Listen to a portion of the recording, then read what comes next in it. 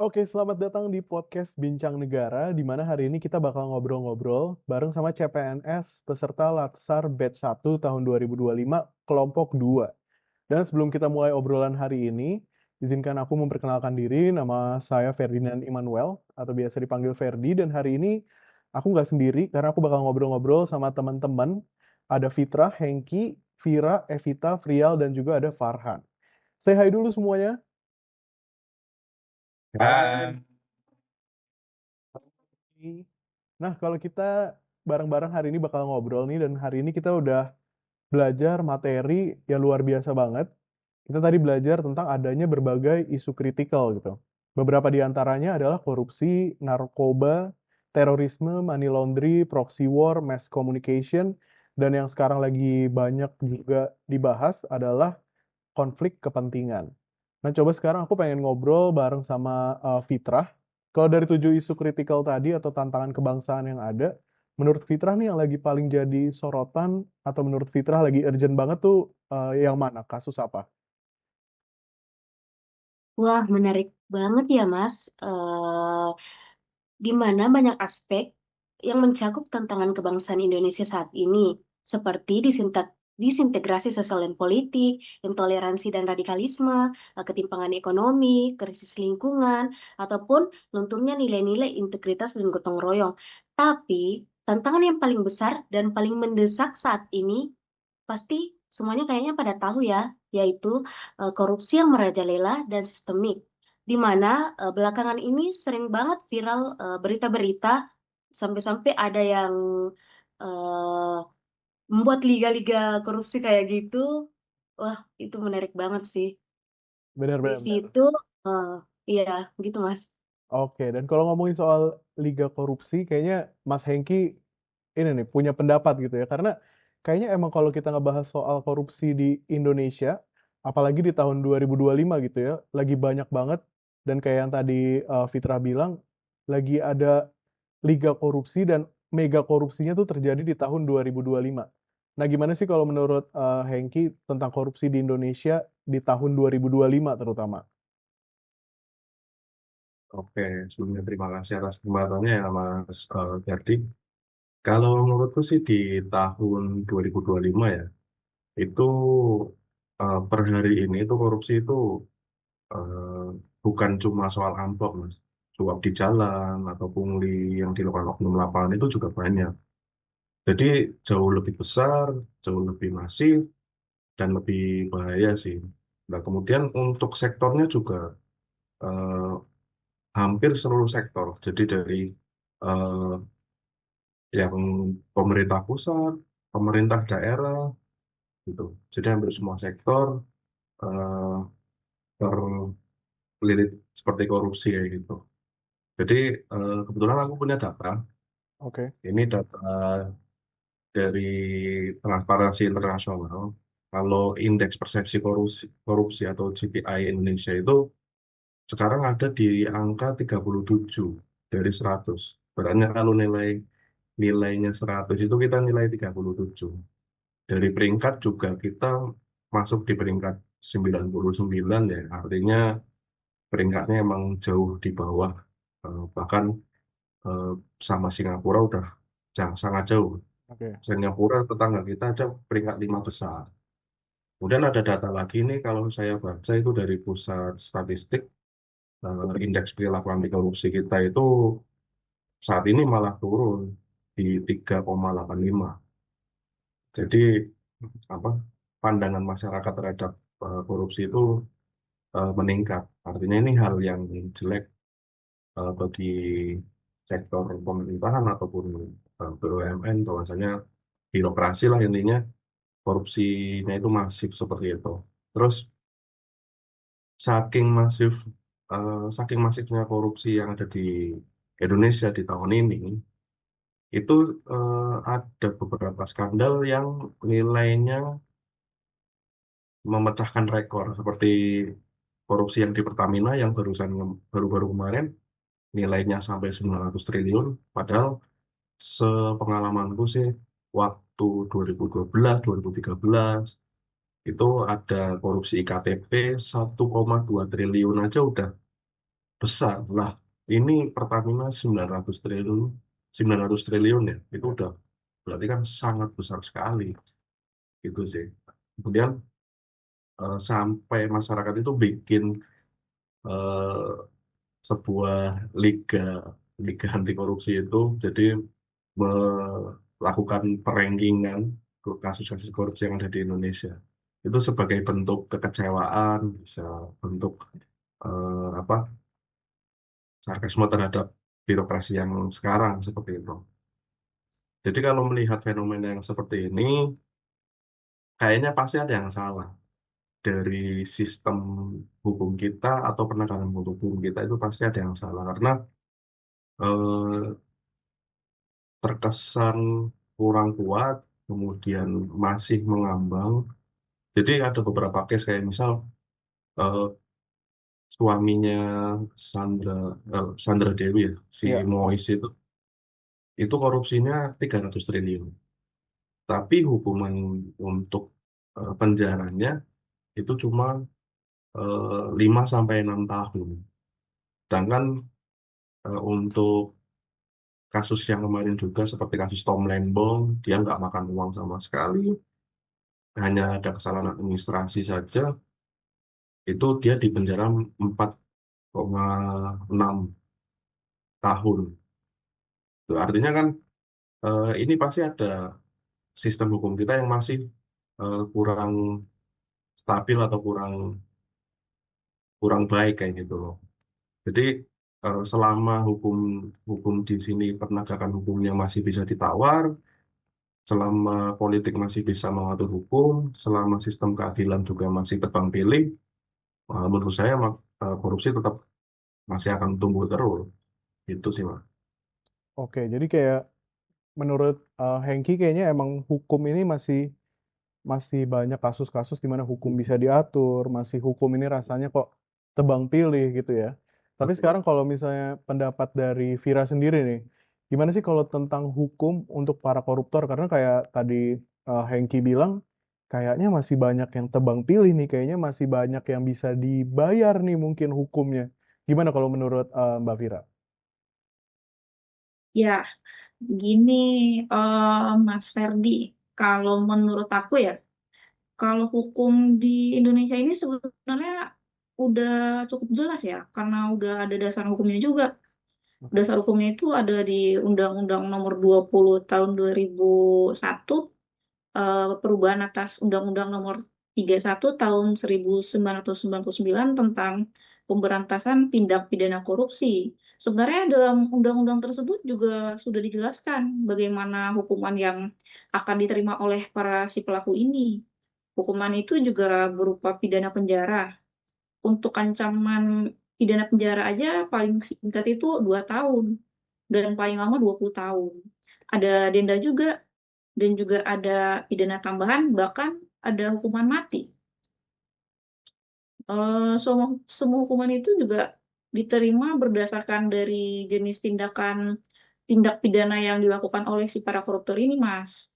Tapi masalahnya gini, Mas, hukuman bagi koruptor ini menurut aku sih sering nggak sebanding ya sama kerugian yang ditimbulkan sama para koruptor itu. Banyak koruptor yang dihukum ringan padahal dia sudah merugikan triliunan rupiah sih. Ini nggak ngasih efek jerah sama sekali gitu loh, Mas. Oh iya, ngomong-ngomong soal hukuman mati ya, Mas ya. Ya. Sampai saat ini belum ada koruptor yang divonis hukuman mati sih, yang aku dengar gitu. Oke, jadi padahal hukuman mati sendiri di Indonesia tuh sebenarnya udah pernah dilakukan, apalagi biasanya tuh untuk pelaku-pelaku kejahatan seperti terorisme ataupun narkoba gitu ya, kepemilikan narkoba. Cuman ternyata untuk korupsi sendiri yang kayaknya dirasa ini sebuah menyulitkan juga ya, karena apalagi tadi Vira bilang kalau hukumnya nggak sebanding gitu dengan kerugian negara, dan ternyata belum pernah dilaksanakan yang namanya hukuman mati. Kalau ngomongin soal Iya, hukuman betul, mati, Mas. eh, Padahal, hmm, sorry, interupsi, padahal korupsi itu dalam hukum ya, korupsi itu termasuk kejahatan luar biasa loh. Berarti kan di atas terorisme. Harusnya kan bisa kan dikasih hukuman mati. bener-bener. Dan kayaknya emang udah seharusnya ada hukuman mati untuk koruptor gitu ya. Tapi biar lebih jelas mungkin kayaknya aku pengen minta pendapatnya Mbak Evita nih. Kalau Evita sendiri gimana sih pendapatnya tentang hukuman mati untuk koruptor nih sebenarnya emang benar bisa dilakukan di Indonesia atau gimana? Dan kayak mungkin ada contoh-contoh dari negara lain yang melakukan hukuman mati kepada para pelaku korupsi ini dan hasilnya gimana di negara mereka tersebut? Kalau aku tuh hukum mati bagi koruptor sekarang masih jadi pro kontra ya kalau di Indonesia. Karena mungkin dianggap bertentangan sama prinsip hak asasi manusia. Padahal kalau dilihat dari dampaknya, korupsi itu juga merupakan bentuk pelanggaran HAM. Sebenarnya penerapan hukum mati bagi para pelaku korupsi ini sudah dimungkinkan secara hukum di Indonesia karena ada dalam pasal 2 ayat 2 Undang-Undang Tindak Pidana Korupsi. Namun sampai saat ini hukuman tersebut masih belum pernah dijatuhkan. Padahal kalau kita lihat di beberapa negara udah ngambil langkah-langkah tegas dengan menjatuhkan hukuman mati untuk para pelaku korupsi. Contohnya seperti di Cina, Vietnam, Iran, dan Korea Utara dikenal sudah menerapkan sanksi hukum mati dalam kasus-kasus tertentu. Di Cina misalnya terkenal dengan pendekatan kerasnya terhadap korupsi, di mana sejumlah pejabat tinggi termasuk pimpinan perusahaan milik negara sudah dieksekusi karena terbukti menerima suap dalam jumlah besar. Negara-negara tersebut tuh bisa jadi contoh bahwa korupsi itu bisa dikatakan sebagai kejahatan berat yang pantas mendapat hukuman maksimal, yaitu hukuman mati. Tapi kalau hukuman mati itu masih dirasa terlalu ekstrim di Indonesia, seenggaknya koruptor tuh dihukum seumur hidup tanpa remisi dan semua asetnya tuh disita negara. Jadi jangan sampai mereka tuh masih bisa menikmati hasil kejahatannya atau masih bisa hidup nyaman di penjara. Oke, setuju. Jadi kayak kalau dari Evita sendiri sebenarnya kayak ada pro kontra juga tentang hukuman mati ini. Tapi kayaknya kalau di Indonesia mungkin paling enggak kalau misalnya enggak hukuman mati itu jangan terlalu pendek juga kali ya hukumannya bisa seumur hidup atau bahkan mungkin asetnya disita semuanya gitu ya. Iya. Oke, tapi kalau sekarang aku pengen ke Frial nih. Gimana sih emangnya kalau tadi kan Evita udah bahas tentang hukuman mati, kayaknya emang masih ada pro dan kontra kalau di Indonesia. Tapi kalau menurut Frial, kira-kira ada nggak sih negara yang emang nggak usah pakai hukuman mati deh, ada cara-cara sendiri, cara mereka sendiri untuk menurun angka korupsi bisa rendah gitu. Mungkin top 1, 2, 3-nya negara-negara di dunia ini yang angka korupsinya rendah, gimana sih cara mereka bisa menurunkan angka korupsi itu? Nah, itu dia Mas Ferdi. Jadi ada menarik dari beberapa negara itu yang justru mereka itu nggak menerapkan hukuman mati loh. Oke. Karena dengan adanya hukuman mati itu mungkin kalau di Indonesia itu kurang apa ya, kurang efektif lah ya. Nah, untuk beberapa negara ini kayak negara Denmark, Finlandia, juga Selandia Baru, kayak itu justru dengan adanya tidak menerapkan hukuman mati itu malah bikin tingkat korupsinya juga malah sangat rendah loh. Ternyata ada negara yang kayak gitu. Nah, kenapa mereka nggak menggunakan hal itu? Karena mereka itu secara hukum ya, secara sistem hukumnya itu mereka itu udah sistem hukum yang transparan, terus juga lembaga yang independen, juga serta pendidikan anti korupsi yang ditanamkan sejak dini.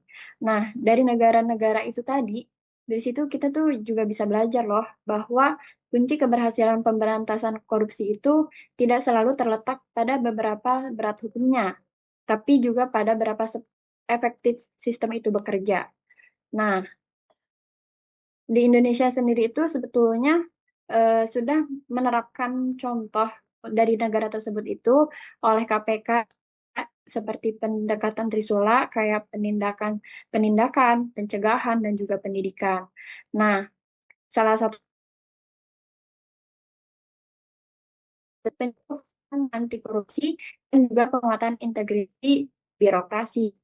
Jadi, meskipun hukum mati itu sering dianggap, tapi kenyataan itu tanpa sistem hukum yang kuat, para hukuman apapun tetap bisa ditembus. Nah, jadi dari sini kita belajar ya, kalau hal yang perlu dibangun itu bukan hanya rasa takut terhadap hukuman, tapi juga budaya malu untuk korupsi dan sistem yang membuat kejahatan itu tidak bisa lagi disembunyikan. Itu sih menurut aku, Mas Verdi.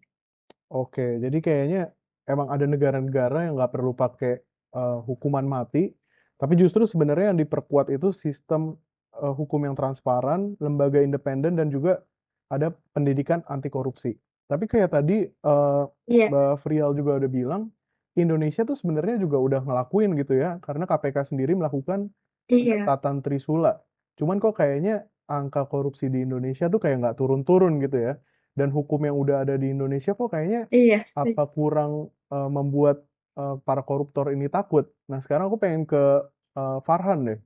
Kalau menurut Farhan sendiri, emang dari hukum yang udah diterapkan saat ini udah angka korupsi juga nggak turun-turun gitu ya rasanya. Apakah emang korupsi di Indonesia ini udah jadi bisa kita katakan sebagai budaya korupsi di Indonesia, atau enggak kok sebenarnya nggak budaya gitu loh, korupsi itu ya emang ada orang-orang oknum aja yang jahat gitu. Gimana menurut Farhan? Oke, terima kasih Mas. Terima kasih Mas Ferdi. Oke, jadi kalau menurutku sih ya Mas ya, ya walaupun harus kita akuin ya Mas, tingkat korupsi di Indonesia itu masih tergolong tinggi ya, Oke. atau secara nggak langsung ya praktik korupsi di Indonesia ini masih sangat merajalela lah ya, yang dimana menurut KPK juga nilai indeks persepsi korupsi atau IPK sama yang kayak Mas Hengki bilang di tahun 2024 itu Indonesia tuh nilainya tuh 37 dari 100 gitu. Jadi kayaknya itu masih di bawah KKM lah ya. Ya walaupun nilai ini mengalami kenaikan sih dari tahun sebelumnya ya, dari tahun 2023 tuh 34 dari 100. Jadi kayak naik 3 skor lah dari Ya. 2023, tapi peringkat korupsi Indonesia ini masih di peringkat 99 dari 180 negara. Itu kan wah, masih jauh banget lah ya. Jadi Naik ya tapi belum lulus. iya. Jadi masih bisa dibilang ya belum bisa dibilang bangsa anti korupsi juga sih sebenarnya. Ya walaupun demikian, cuman ya nggak tepat juga sih kalau menurutku korupsi itu dicap sebagai budaya Indonesia gitu. Karena ada beberapa alasan kenapa aku bisa bilang gitu. Yang pertama mungkin ya berkaitan dengan budayanya gitu. Yang namanya budaya pasti kan berkaitan sama kebaikan budi, yang dimana pengertian budaya sendiri itu kan hasil daya cipta, rasa dan karsa manusia itu sendiri kan, yang tentu melahirkan perilaku yang kebiasaan-kebiasaan yang baik gitu. Jadi kayak nggak tepat aja sih kalau menurutku. Yang kedua, apabila kita beranggapan eh, bangsa Indonesia itu budayanya korupsi, kalau menurutku itu sama aja kayak mencap kalau bangsa kita itu bangsa yang pesimis sih kalau menurutku ya, karena sekarang nggak langsung kita kayak udah ngecap kalau kita tuh kalah dari korupsi gitu.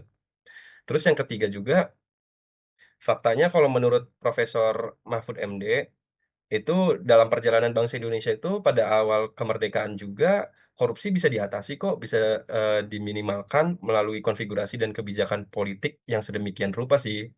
Oke. Pada era itu korupsi besar itu masih bisa dihitung jari gitu, dan masih mudah untuk diadili sih sesuai hukum yang berlakunya gitu Mas. Jadi kalau menurutku sih nggak tepat aja sih kalau korupsi itu bagian dari budaya bangsa Indonesia. Yang tepatnya tuh mungkin eh, wabah penyakit kali ya, wabah penyakit yang ngejangkit seluruh lapisan bangsa lah kalau menurutku sih.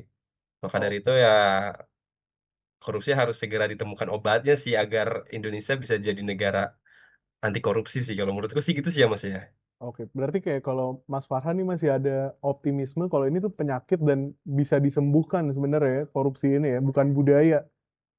Iya, bener. Harus Oh, seperti wabah yang perlu ditemukan lah obatnya gitu ya. benar-benar. Kayak COVID perlu ada Disembuhkan vaksinnya juga gitu ya. dicegah mungkin ya. Iya, Betul. bener-bener, Mas. Oke, Disembuhkan tapi juga dicegah juga. oke. Iya, bener-bener.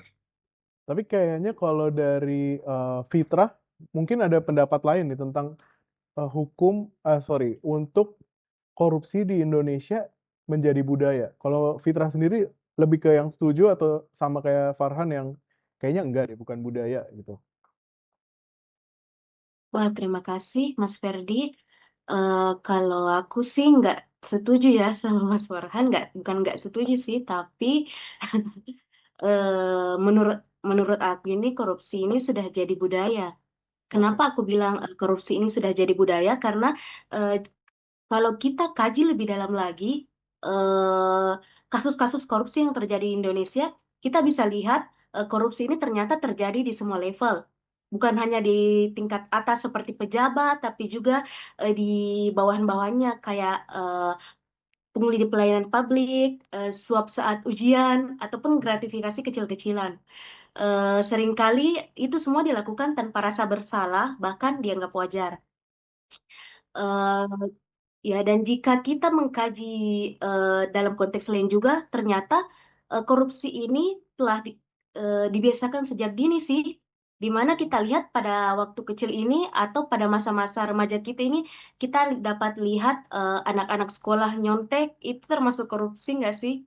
Ya. Korupsi waktu juga, mahasiswa bayar skripsi, atau orang tua menyuap sekolah-sekolah, kayak gitu, itu sudah proses dari dini. Jadi, itu sudah kayak berkembang hingga pas dewasa itu integritas seseorang itu ndak terjamin gitu. Oke. Selanjutnya kita juga bisa lihat sanksi-sanksi hukum yang nggak menakutkan sehingga di Indonesia ini terus menjadi budaya kita, di mana ada hukuman ringan, remisi, fasilitas mewah di penjara, sehingga nggak ada efek jerah yang kuat ya. Ya, ya. Bahkan biasanya setelah di penjara banyak pejabat-pejabat bisa mencalonkan diri lagi di politik kayak gitu, Hmm. Mas.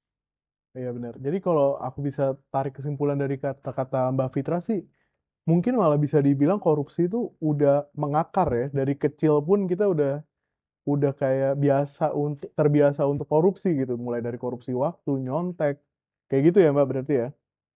Iya, betul sekali, Mas. Oke. Buat terakhir mungkin aku pengen tahu dari Vira mungkin apa sih kalau misalnya ini kan sekarang kita bareng-bareng lagi latsar sebagai CPNS gitu ya. Nah, kira-kira kalau menurut Vira apa sih langkah nyata yang bisa kita lakukan saat ini buat melawan korupsi terutama sebagai kita nih para calon-calon PNS nantinya. Iya, kalau menurut aku gini ya Mas Ferdi, melawan korupsi itu nggak harus dari hal yang besar sih, karena korupsi itu sendiri kan terjadi karena adanya niat ya, niat, Betul. kesempatan dan juga sistem yang longgar. Jadi yang harus kita perbaiki dulu itu ya harusnya diri sendiri sih, sederhananya mulai dari kejujuran dan tanggung jawab gitu. Jadi yang harus diperbaiki pertama itu integritas sih, itu menurut saya Mas. Oke, integritas harus jadi nomor satu ya, yang paling diutamakan sebagai kita para calon pegawai negeri sipil. Nah, kalau misalnya menurut Mas Farhan, pertanyaannya masih sama nih. Kira-kira sebagai calon PNS atau bahkan PNS masa depan gitu ya, kita ini, kira-kira langkah nyata apa sih yang Amin. bisa kita lakukan untuk melawan korupsi dan supaya kita nggak kayak mungkin bisa dibilang kayak generasi sebelumnya kali ya, yang ada korupsinya, kayak gitu. Oke, kalau menurut saya sebenarnya saya juga sependapat sama Mbak Vira. Untuk mencegah korupsi itu sebaiknya dilakukan dari hal-hal kecil dari diri kita sendiri, yang dimana bisa dengan cara menanamkan rasa syukur atas apa yang kita miliki selama ini, kemudian kayak menanamkan integritas juga sejak dini, sama seperti yang Mbak sebelumnya bilang, kemudian bisa bekerja dengan jujur juga, kemudian berani untuk menolak sesuatu yang bukan hak kita.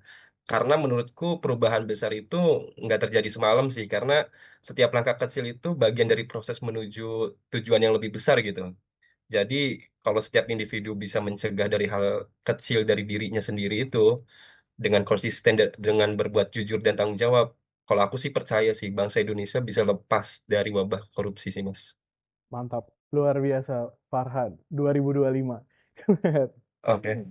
Jadi kalau misalnya dari Mas Farhan nih tadi kita bilang bisa tangkap kalau misalnya kita sebagai PNS ini nanti PNS masa depan kita harus bersyukur, berintegritas pastinya, bekerja dengan jujur, dan kita harus berani buat menolak yang bukan hak kita gitu ya Mas ya. Iya, betul, betul. Oke, emang luar biasa banget diskusi kita hari ini. Dan kayaknya emang korupsi ini kalau dari pembahasan kita nih emang jadi satu dari sekian banyak isu yang lagi jadi perhatian gitu ya. Maka dari itu kita sebagai calon PNS juga harus berjuang sekuat tenaga untuk bisa menjauh dari perbuatan korupsi kayak gini dan hidup dan bekerja dengan integritas. Kayak tadi Vira dan juga Farhan bilang. Dan pastinya terima kasih buat kelompok 2 untuk diskusinya hari ini. Dan terakhir ada sedikit kata-kata untuk hari ini, di mana korupsi di negeri ini emang merajalela, menggerogoti sistem, melukai asa.